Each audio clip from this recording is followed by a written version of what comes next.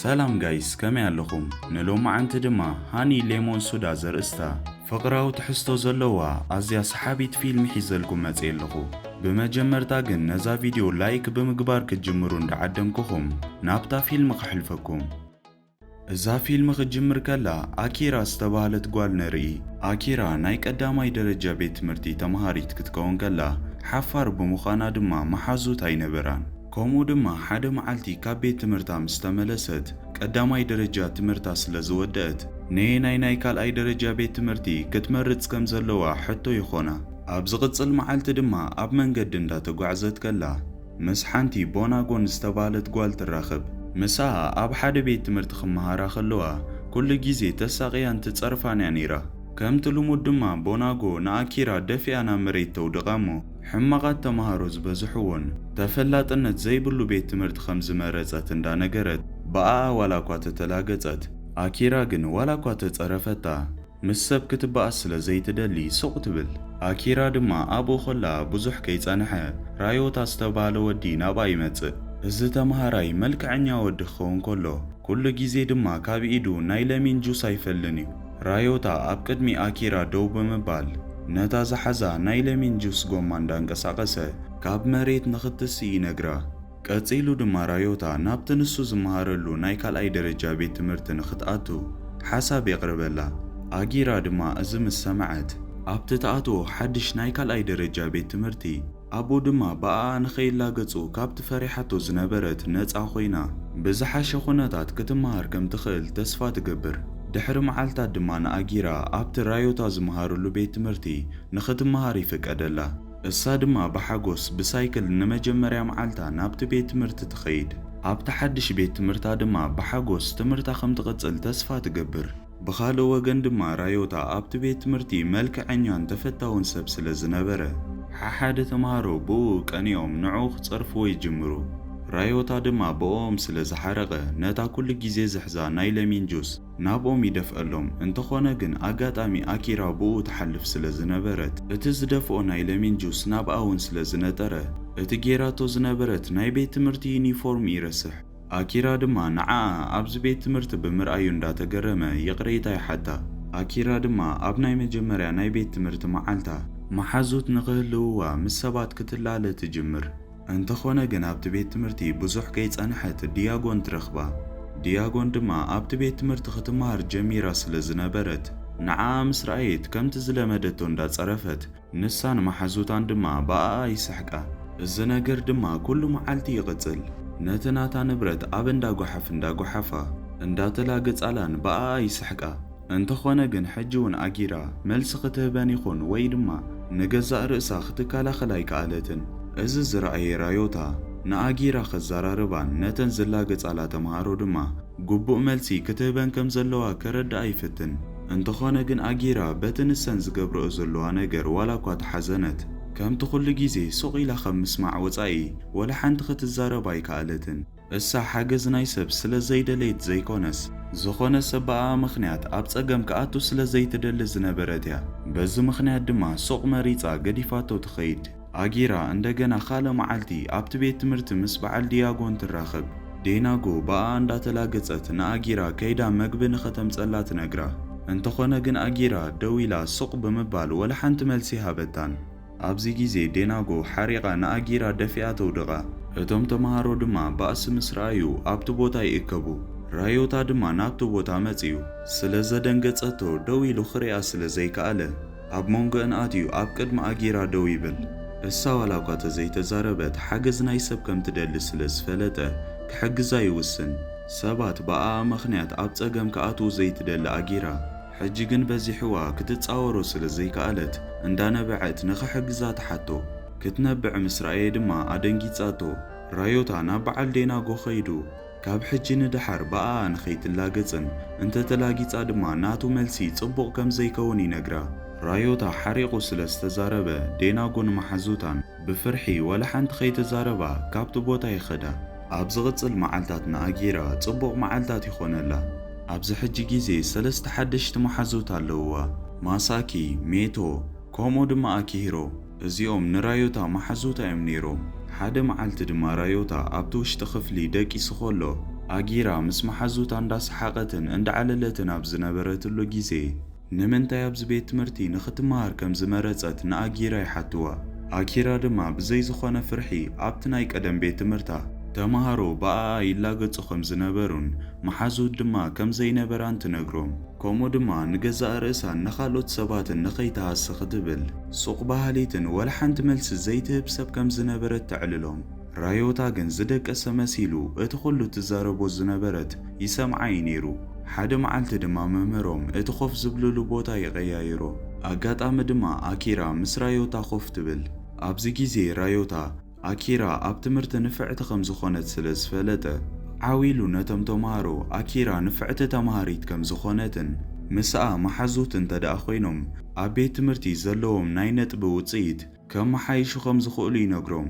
እዚ ዝሰምዑቶም ተምሃሮ ድማ ንኣጊራ መሓዝኦም ንኽትከውን ክሓትዋ ይጅምሩ።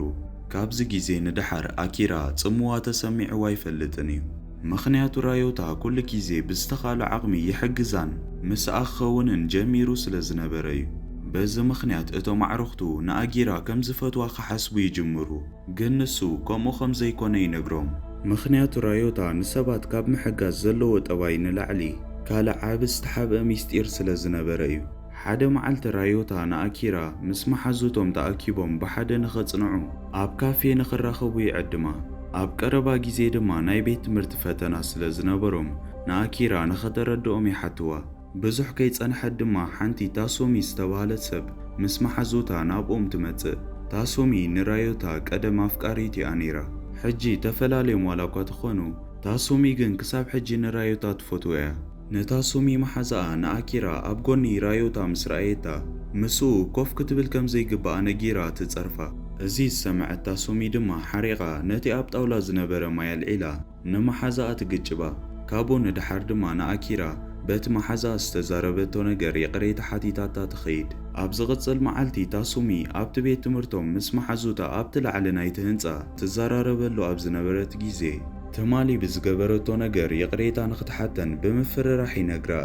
እንተኾነ ግን ታሶሚ ፍቓደኛ ስለ ዘይነበረት እተን መሓዙታ ሓሪቐን ክሃርምኣ ምስ ሓሰባ ኣጋጣሚ ኣኪራ ናብቲ ቦታ ብምምጻእ ኣብ ጎኒ ታሶሚ ደው ትብል።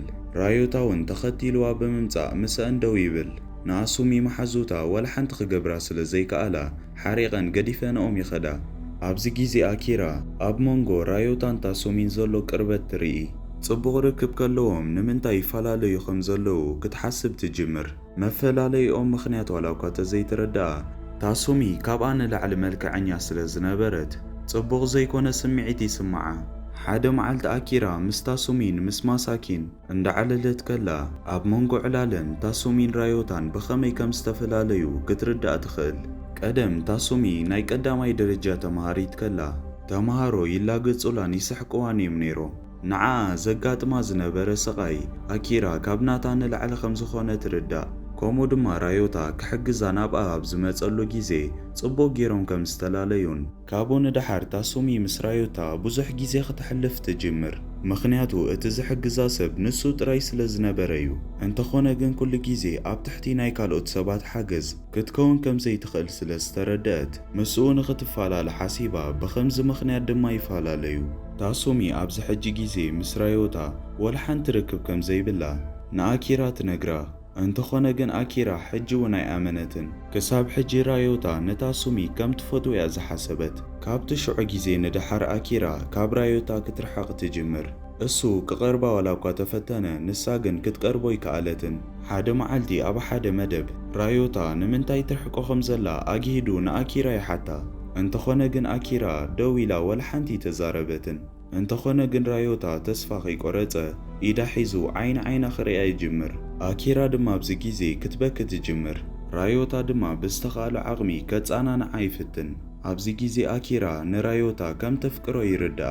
ካብቲ መደብ ንድሓር ድሕሪ ዝተወሰነ መዓልታት ራዮታ ይጠፍእ። ራዮታ ሓደ ሚስጢር ነይርዎ እዩ። ካብ ትምህርቲ ወጻኢ ኣብ ትርፊ ጊዜኡ ኣብ ሬስቶራንት ይሰርሕ ነይሩ።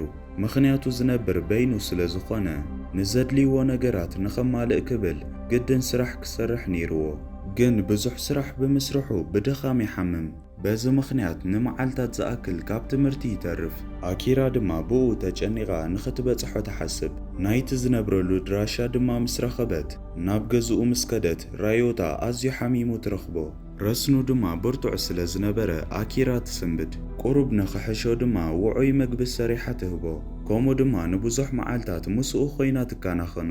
ኣብዚ ውሽጢ መዓልታት ድማ ሓደ ናይ ራዮታ ቤተሰብ ኣብዚ ገዛ ስለ ዘይረኣየት ሕቶ ኮይኑዋ ብዛዕባ ቤተሰቡ ተሓቶ።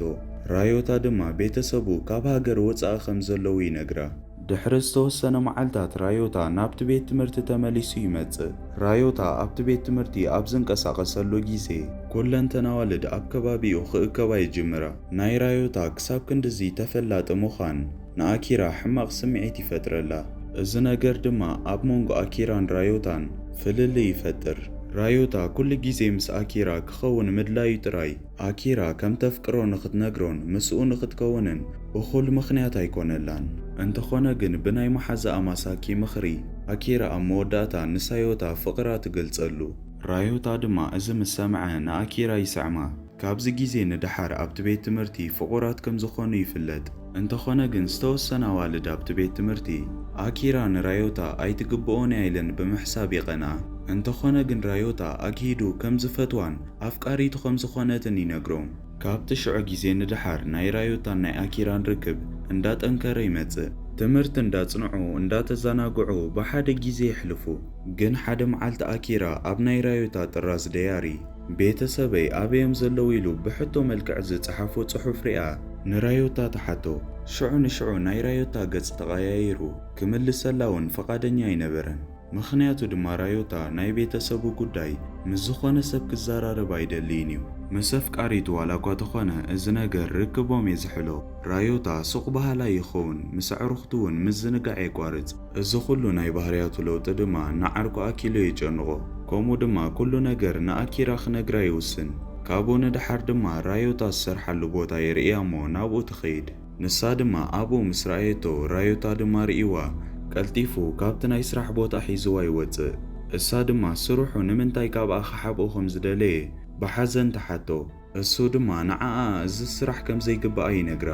ግን ኣኪራ ብዛዕባ ራዮታ ኩሉ ነገር ንኽትፈልጥ ጉባኣ ከም ዝኾነ ስለ ትሓስብ ዝነበረት እዚ ናቱ መልሲ ክትቅበሎ ይከኣለትን። ብኻልእ ወገን ራዮታ ብናይ ኣኪራ ኩሉ ነገር ክትፈልጥ በመድላያ ሕጉስ ኣይነበረን። ከምኡ ድማ ወላ ሓንቲ ኸይረድኣ ሕቶ ኮይኑዎ ገዲፍዋ ይኸይድ። ክሪስማስ ኮይኑ ኣኪራን መሓዙታን ነቲ በዓል እንዳበዓሉ ከለዉ ራዮታ ብስራሕ ምኽንያት ምስኦም ክኸውን ኣይከኣለን። ራዮታ ኣብቲ ናይ ስራሕ ቦትኡ ኮፍ ኢሉ ኣብ ሞባይሉ ናብ ናይ ኣኪራ ናይ ሶሻል ሚድያ ኣካውንት ኣትዩ ብሓደ ዝተሳእልዎ ስእሊ እንዳረኣየ ክስሕቁ ከለውን ብሓደ ክዘናግዑ ከለውን ክዝክር ይጅምር። ኣኪራ ምስኡ ምንባራ ክሳብ ክንደይ ዓብ ነገር ከም ዝነበረ ይርድኦ። ሽዑ ንሽዑ ድማ ስርሑ ቋሪጹ ናብ ኣኪራ እንዳጎየ ይኸይድ። እንተኾነ ግን ኣብቲ ቦታ ምስ በጽሐ መሓዙታ እምበር ኣኪራ ኣብቲ ቦታ ኣይነበረትን። ንዕሩኽቱ ድማ ብዛዕባ ናይ ግሊ ህይወቱ ስለ ዝሓብአሎምን በቲ ዘርኣዩ ሕማቕ ጠባይን ይቕሬታ ይሓቶም። ካብኡ ንድሓር ድማ ዕሩኽቱ ይቕሬታ ይገብሩሉ እሞ ኣኪራ ናብቲ መጀመርያ መዓልቲ ምስኡ ዝተራኸቡሉ ቦታ ከም ዝኸደት ይነግርዎ። ንሱ ድማ ናይ ኣኬሎ ሳይክል ሒዙ ናብቲ ቦታ ቀልጢፉ ይኸይድ። ኣብዛ ፊልማ መወዳእታ ድማ ራዮታ ኣብታ መጀመርያ መዓልቲ ዝተራኸቡሉ ቦታ ክበጽሕ ከሎን ንኣኪራ ድማ ኣብኡ ይረኽባ።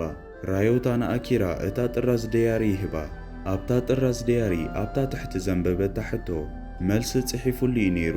ራዮታ እንዳነበዐ ወዲ 3 ዓመት ከሎ ኣዲኡ ከም ዝሞተትን ኣቦኡ ድማ ቀዳማይ ደረጃ ተምሃራይ ከሎ ከም ዝጠፍአን ካብኡ ንድሓር በይኑ ክነብር ከም ዝጀመረ ይነግራ። እዚ ድማ ካብኣ ዝሓብኦ ሕጂ እውን ዝፈትዎ ሰብ ከይስእን ፈሪሑ ከም ዝኾነ ይነግራ። ኣኪራ ድማ ምስኡ እንዳነበዐት ተሓቕፎ። ብዝኾነ ምኽንያት ገዲፋቱ ከም ዘይትኸይድን ምስኡ ከም ትኸውን ቃል ክትኣትወሉ ኸላ እንዳረኣና እዛ ፊልም ኣብዚ ትውድእ። ናይዛ ፊልም ቀንዲ መልእኽቲ ጸገምና ንኽንፈትሕ ክንቃለስ ከም ዘለና ይረድአና። ከምኡ ድማ ኩሉ ጊዜ ንንፈትዎ ሰብ ፍቕሪ ኸነርእዮ ከም ዘለና ይነግረና። ምኽንያቱ ሓደ ጊዜ ኣድላይነቶም ንርድኦ ካብ ጥቓ ናብ ዝረሕቁሉ ጊዜ ስለ ዝኾነ እዩ። ክቡራት ተኸታተልቲ እዛ ፊልም ከመይ ርኢኩማ? ፈቲኹማ ክትኮኑ ተስፋ ገብር። እንተፈቲኹማ ነዛ ቪድዮ ላይክ ንቻነልና ድማ መሃርትን ኣዘናጋዕትን ፊልሚ ሒዝና ስለንመጽእ ቀልጢፉ መታን ክበጽሓኩም ሳብስክራይብ ምግባር ኣይትርስዑ። ከምኡ ድማ ሓሳብ ርእይቶ ወይ ድማ ክሰርሓልኩም ትደልይዎ ፊልም እንተደኣ ሃልዩ ኣብ ኮመንት ጻሓፉለይ። ኣብ ዝቕጽል ብኻልእ ፊልም ክሳብ ንራኸብ ሰሰናዩ።